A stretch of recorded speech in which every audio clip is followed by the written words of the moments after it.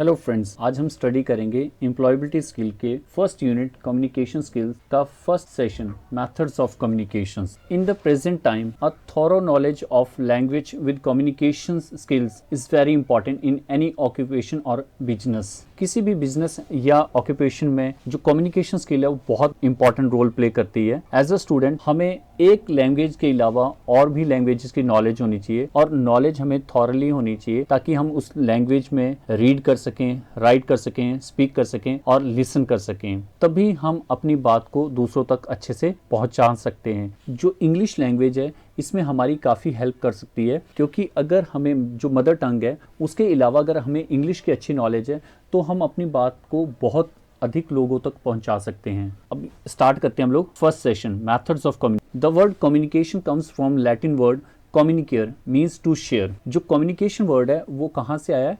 Latin word कम्युनिकेयर से। कम्युनिकेयर का मतलब क्या होता है? To share. वहां से ये वर्ड बना है communications. Clear and concise communication is of immense importance in work and business environment as there are several parties involved. आपने देखा होगा किसी भी बिजनेस में एक दो लोग ही नहीं इन्वॉल्व होते हैं, बहुत से लोग इन्वॉल्व होते हैं, जैसे stakeholders, customers, employees, vendors, media etcetera, और हमें सभी से ही कम्युनिकेट करना पड़ता है। तो इसके लिए हमारी कम्युनिकेशन स्किल बहुत अच्छी होनी चाहिए ताकि हम बहुत अच्छे से डील कर सकें दूसरों के साथ। Communication has 3 important parts. Communication के 3 मेन इंपॉर्टेंट पार्ट्स हैं। फर्स्ट है transmitting, second listening, third feedback. Transmitting, the sender transmit the message through one medium to another. Transmitting में क्या है? कोई एक व्यक्ति जो सेंडर है वो मैसेज को सेंड करता है through one medium to another. Listening, जो रिसीवर है जिसको मैसेज भेजा जाता है वो मैसेज को रिसीव करता है, अंडरस्टैंड करता है। थर्ड है feedback, the receiver conveys their understanding of the message to the sender in the form of feedback to complete the communication cycle. That means receiver जो है वो मैसेज को रिसीव करता है, अंडरस्टैंड करता है और उस मैसेज को समझ के फीडबैक देता है। तो इस तरह से जो कम्युनिकेशन साइकिल है वो कंप्लीट होता है। तो 3 इंपॉर्टेंट पार्ट्स होते हैं कम्युनिकेशन के, ट्रांसमिटिंग, लिसनिंग एंड फीडबैक। इस प्रोसेस को हम एक एग्जांपल के थ्रू समझ सकते हैं। जैसे यहाँ पे दिया है, customer to a retail associate, do you have the text book of beauty therapist published by National Council of Educational Research and Training. Sales person, let me check. In the above conversation the information is being transmitted orally by the customer. The salesperson is a listener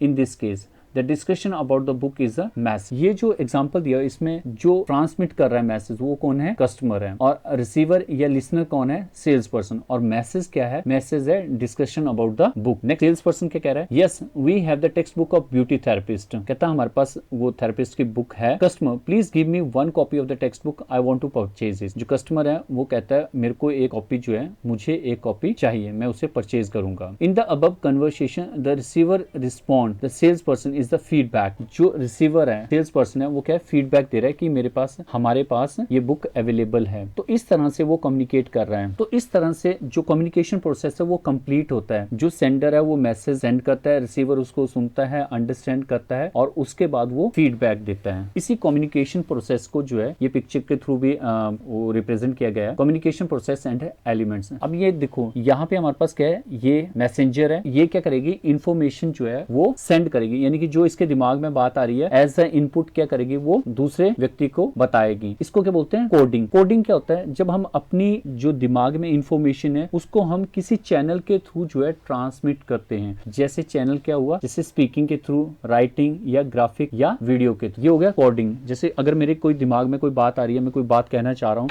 तो मैं क्या करूंगा? या तो लिख के उस information को इम्पार्ट करूंगा या फिर ग्राफिकली या फिर बोल के मैं दूसरे व्यक्ति को, इसको बोलते हैं कोडिंग। और जो सुनने वाला है, रिसीवर है, वो क्या करेगा? इसको अंडरस्टैंड करेगा। दैट मींस वो डीकोड करेगा। डीकोडिंग का मतलब क्या होता है? अंडरस्टैंड करना। उस चीज को, जो बात उसने सुनी है, रिसीव की है, उसको अंडरस्टैंड करेगा। देन उसको क्या करेगा? रिप्लाई करेगा। At least 1 code in common. That means इन दोनों के बीच में जो कोडिंग है वो कॉमन होनी चाहिए। दैट मींस कॉमन कोडिंग का मतलब क्या है? जिस लैंग्वेज में या जिस चैनल के थ्रू जो सेंडर है उसने मैसेज सेंड किया है वो रिसीवर को भी आनी चाहिए। यानी सपोज कर लो, अगर इंग्लिश लैंग्वेज में सेंडर ने कोई मैसेज सेंड किया है तो तो रिसीवर को भी इंग्लिश आनी चाहिए, तभी वो उसको अंडरस्टैंड कर पाएगा। अगर वो इंग्लिश लैंग्वेज नहीं अंडरस्टैंड कर पाएगा तो वो उसको डिकोड नहीं कर पाएगा। दैट मीन्स यहाँ पे कोडिंग क्या है, अगर एक कोड कर रहा है, इनकोड कर रहा है किसी इंफॉर्मेशन को, तो दूसरे को वो कोडिंग आनी चाहिए, तभी वो उसको डिकोड कर पाएगा। दैट मीन्स तभी उसको अंडरस्टैंड कर पाएगा। तो इस तरह से ये जो कम्युनिकेशन प्रोसेस है वो कंप्लीट होता है। अब बात करते हैं एलिमेंट्स ऑफ कम्युनिकेशन। सबसे पहले क्या है, सेंडर क्या करेगा, कम्युनिकेशन स्टार्ट करेगा। जो कम्युनिकेशन स्टार्ट करने वाला क्या होता है, सेंडर। वो मैसेज सेंड करेगा, दैट मीन्स वो मैसेज को इनकोड करेगा किसी चैनल के थ्रू, लिखकर या बोलकर या गेस्चर के थ्रू जो है वो मैसेज सेंड करेगा। रिसीवर क्या करेगा, उस चैनल के थ्रू उस मैसेज को रिसीव करेगा और अंडरस्टैंड करेगा, देन उसको इनकोड करेगा। इनकोड का मतलब वो अंडरस्टैंड करेगा, देन वो उसकी फीडबैक देगा कि उसको क्या बात समझ आई क्या नहीं आई। तो इस तरह से यहाँ पे हमारे पास जो एलिमेंट्स ऑफ कम्युनिकेशन हैं वो कौन से हैं, फर्स्ट है sender, message, channel, receiver and feedback. ये 5 जो है ये एलिमेंट ऑफ कम्युनिकेशन। ये देखो यहाँ पे दिए हुए हैं, the various element of communication cycle are sender, the person beginning the communication, जो कम्युनिकेशन को बिगिन करता है, message, the information that the sender wants to convey, channel, the means by which the information is sent. Channel क्या होता है, जिस channel के through या जिस चीज के थ्रू जो है इंफॉर्मेशन जो है वो भेजी गई है, सेंड की गई है। रिसीवर क्या करता है, द रिसीवर कौन होता है, the person to whom the message sent. Receiver कौन होता है, जिसको मैसेज सेंड किया गया। फीडबैक क्या होता है, receiver's acknowledgement and response to the message. Feedback क्या होती है, जब रिसीवर मैसेज को रिसीव करता है, अंडरस्टैंड करता है और उसके बाद मैसेज का रिस्पॉन्स देता है, मैसेज को रिस्पॉन्ड करता है या मैसेज। फीडबैक क्या होती है, the receiver's acknowledgement and response to the message. जब रिसीवर इंफॉर्मेशन अंडरस्टैंड करता है उसके बाद वो उसको मैसेज का रिस्पॉन्स करता है, वो मैसेज का रिस्पॉन्स करता है, that is known as a feedback. We are consistently use some form of communication और another to send a message across. हम बहुत से जो चैनल्स हैं इंफॉर्मेशन, आज हम लगातार बहुत से कम्युनिकेशन की फॉर्म्स को अप्लाई करते हैं, यूज करते हैं to convey the message. Some methods are given below. ये कुछ मेथड दिए गए हैं, methods of the communication. Method है, फर्स्ट मेथड है face to face informal communication. Face to face informal communications. जो फेस टू फेस कम्युनिकेशन है इससे बेटर कुछ हो नहीं सकता, जैसे इसमें लिखा ही है, there is nothing better than face to face communication. क्योंकि इससे क्या होता है, हम सामने बैठ के किसी के बात करते हैं, एक तो इसको अंडरस्टैंड इजीली किया जा सकता है, क्विकली किया जा सकता है, और जो बॉडी लैंग्वेज है उसको भी अच्छे से अंडरस्टैंड किया जा सकता है कि उसका कहने का मतलब क्या है, मतलब वो उस बात में सीरियस है या नहीं है। तो बॉडी लैंग्वेज भी जो है हमारे मैसेज को बहुत ज़्यादा इफेक्टिव बनाती है। सेकेंड आ जाता है email. Email can be used to communicate quickly with one or many individuals in various locations. It offers flexibility, convenience and low cost. जो ईमेल है वो बहुत ज़्यादा इफेक्टिव होती है कब, जब हमें मैसेज एक से ज़्यादा लोगों को पहुंचाना होता है। एक तो इसमें फ्लेक्सिबिलिटी होती है, यानी कि सपोज करो आज मैंने मैसेज भेजा तो जो रेसिपेंट है वो कभी भी उस मैसेज को पढ़ सकते हैं जब उसको कन्वीनियंट लगे, जब उसको लगे कि मैं अभी मैसेज पढ़ सकता हूँ, मेरे पास अभी टाइम है, वो उस समय मैसेज को पढ़ सकता है, अंडरस्टैंड कर सकता है और उसके मैसेज की फीडबैक दे सकता है। उस चीज़ को इजीली जब भी उसके पास सफिशिएंट टाइम होगा वो उस मेल का, मैसेज का रिप्लाई कर सकता है। थर्ड है notice and posters.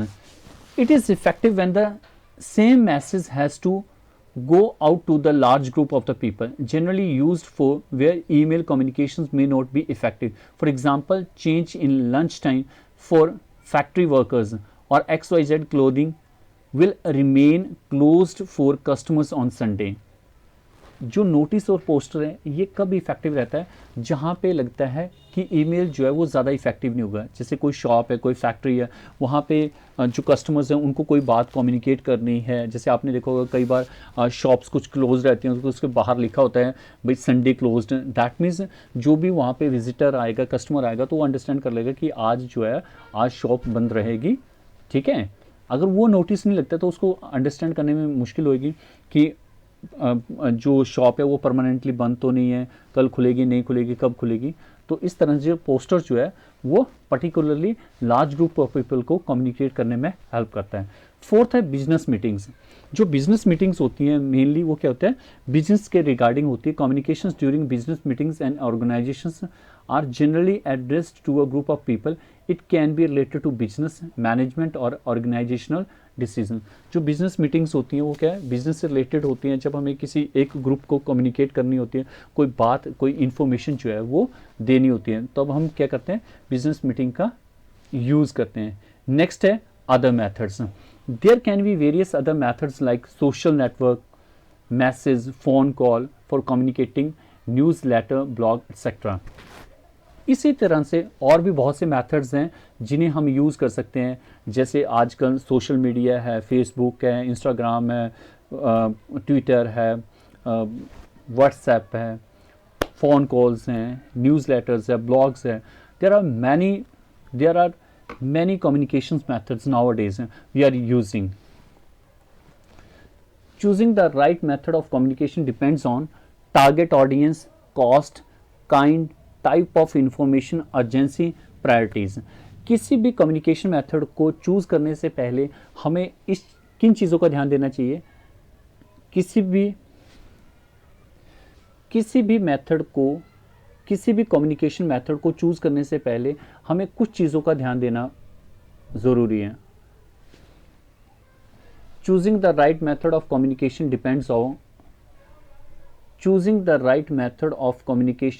depends on target audience, cost, kind, type of information, urgency, priority. किसी भी कम्युनिकेशन मेथड को चूज़ करने से पहले हमें कुछ बातों का ध्यान देना पड़ता है कि हमने जो इन्फॉर्मेशन देनी है वो ऑडियंस कौन है, कितने हैं, कॉस्ट कितनी है, ज़्यादा है, कम है, जो इन्फॉर्मेशन है वो कैसी है, सीक्रेट है, नॉन सीक्रेट है, अर्जेंसी है, प्रायोरिटी बेसिस पे है या नॉन प्रायोरिटी बेसिस पे है। तो इन चीज़ों का ध्यान रखते हुए हमें जो है right method of communication choose करना पड़ता है। The methods of communication you choose could affect your relationship with peers, supervisors and customers. It is therefore vital that you spend considerable time and consider all factors choosing the right method to aid you in your task. That means जो आपका communication method choose करने मतलब that means कोई भी communication method choose करने से पहले हमें बहुत ध्यान से उसको understand करना चाहिए, क्योंकि जो right communication, क्योंकि जो आपकी communication choice है वो आपके supervisor, customer और peers के relationship को बहुत ज़्यादा अफेक्ट करती है। तो किसी भी मेथड को चूज़ करने से पहले हमें बहुत ध्यान देना पड़ता है। इसीलिए ये बहुत ज़्यादा इम्पॉर्टेंट है कि जब भी हम कोई कम्युनिकेशन मेथड चूज़ करें, हम एक सफिशिएंट टाइम लगाएं उसको चूज़ करने में, और जो भी फैक्टर्स उसको अफेक्ट करते हैं, जो भी फैक्टर्स जो हैं उसके साथ रिलेटेड है, उनको ध्यान से अंडरस्टैंड करें और राइट मेथड जो है वो चूज़ करें, ताकि हम अपने कस्टमर्स, अपने सीनियर, अपने जूनियर्स के साथ एक स्ट्रॉन्ग रिलेशनशिप और लॉन्ग लास्टिंग रिलेशनशिप बिल्ड कर सकें। Thank you friends.